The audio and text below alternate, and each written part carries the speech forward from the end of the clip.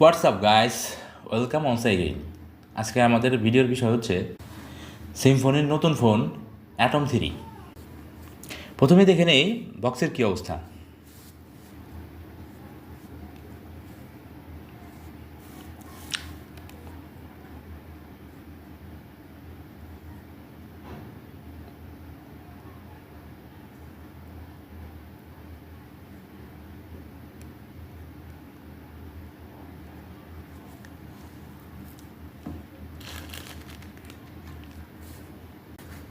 ওকে, নাও unboxing.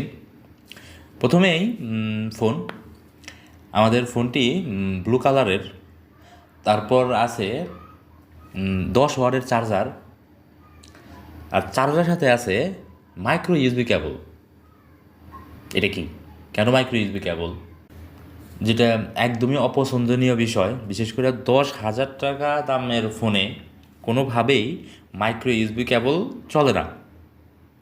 এটা Symphony তো করার কথা না। সিম্ফনি তো 8-9 হাজার টাকার ফোনেও টাইপ সি পোর্ট দেয়, এখানে কি করলো? ওকে, তারপরে আছে একটা ইয়ারফোন, সিমিজিটর টুল, আর পাতলা একটা ওয়ারেন্টি কার্ড। এই আছে বক্সে। কিন্তু এখানে লক্ষণীয় বিষয় হলো বক্সে কোনো ব্যাক কভার নাই। এটাও একটা বড় একটা ড্রব্যাক। ব্যাক কভার ছাড়া তো আসলে নতুন ফোন ব্যবহার করা যায় না। ব্যাক কভারটা অবশ্যই লাগে, যেটা আপনার কিনে নিতে হবে।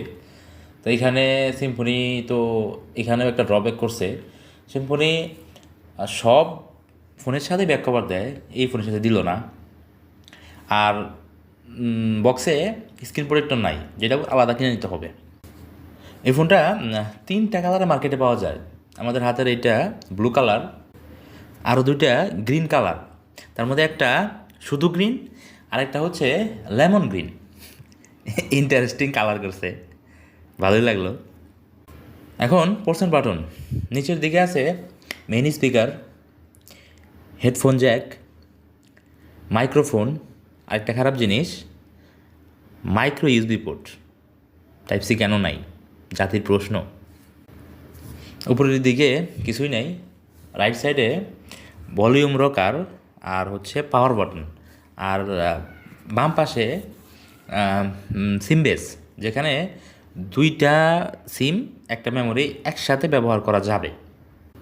আর ফোনটির ব্যাকপার্টে আছে ফিজিক্যাল ফিঙ্গারপ্রিন্ট সেন্সর। ফোনটির অপারেটিং সিস্টেম অ্যান্ড্রয়েড 12, যেটা ভালো বিষয়, স্টক অ্যান্ড্রয়েড। ডিসপ্লেতে আছে 6.6 ইঞ্চির HD+ IPS LCD প্যানেল, যার রেজলিউশন 1600x720 পিক্সেল। এখন হচ্ছে হার্ডওয়্যার। এই ফোনটির প্রসেসিং পাওয়ার MediaTek Helio A22 processor, quad core 2.0 GHz। এই প্রসেসরটির ট্রানজ্যাকশন 12 ন্যানোমিটার। এই ফোনটি একটি ভেরিয়েন্টেই মার্কেটে আইছে, 3GB র্যাম, 32GB রম, যার অফিসিয়াল প্রাইস 10,000 টাকা। ফোনটির ব্যাটারি সেকশনে আছে 5070 mAh ব্যাটারি, সাথে আছে 10 ওয়াটের চার্জার।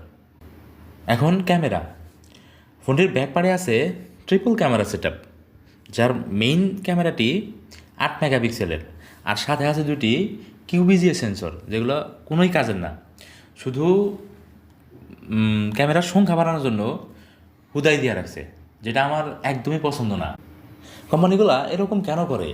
শুধু ক্যামেরার সংখ্যা বাড়ানোর জন্য অপ্রয়োজনীয় লেন্স লাগায় রাখে। এখানে যদি অদরকারি লেন্স বাদ দেওয়া হতো, তাহলে ফোনের দাম আরও 500 টাকা কমানো যাইতো। কাস্টমারের জন্য ফোনগুলো অ্যাফোর্ড করতে আরও সুবিধা হইতো, ফোনগুলো বেশি সেল হইতো। কিন্তু কোম্পানি এগুলা কবে বুঝবে? যাই হোক, ফোনটির ফ্রন্টে আছে 5 মেগাপিক্সেলের সেলফি ক্যামেরা। এখন হচ্ছে ব্যাক সাইড। এই ফোনের ব্যাক সাইড কী? নাম্বার 1 ব্যাক সাইড হচ্ছে বক্সের মধ্যে ব্যাক কভার নাই। ব্যাক কভার তো কাস্টমারের লাগবেই, আলাদা কিনতে হবে।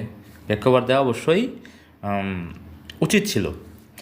তারপরে ব্যাক সাইড হচ্ছে ফোনটার চার্জিং পোর্ট কেন micro USB port, type C দেওয়া উচিত ছিল। তারপর একটা বিষয় হচ্ছে ফোনটার যেহেতু প্রসেসরটা দুর্বল, সেহেতু 10,000 টাকা এটার প্রাইসটা ওভার প্রাইস হয়ে গেছে। 9,000 টাকা ভালো হইতো। আরেকটা ব্যাড সাইড হচ্ছে ফোনের পিছনে 3টা ক্যামেরা কেন? শুধু শুধু ক্যামেরার সংখ্যা বাড়ানোর জন্য 2টা অপ্রয়োজনীয় লেন্স দিয়ে রাখছে, যেগুলো কোনো কাজের না, কোনো কাজের না। এই 2টা লেন্স বাদ দিলে ফোনের দাম আরও 500 টাকা কমানো যেত, যেটা ভালো হইতো। এখন থেকে 10,000 টাকার নিচে যত ফোন আছে, কোম্পানিগুলারে বলতেছি, আপনারা সব ফোনে একটা করে ক্যামেরা দিবেন, ভালো ক্যামেরা, কাজের ক্যামেরা।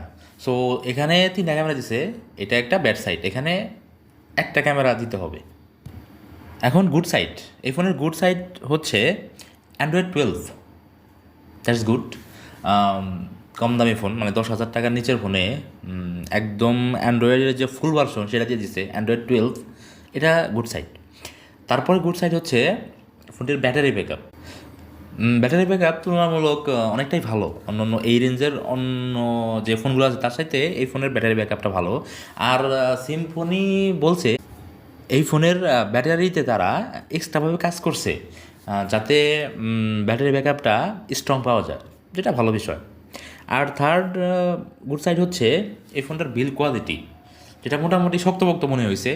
সো বিল্ড কোয়ালিটিটা মোটামুটি শক্তিশালী, যেটাও একটা গুড সাইড। তো এই হচ্ছে আজকের রিভিউ, আজকের ভিডিও। তো থ্যাঙ্কস টু অল।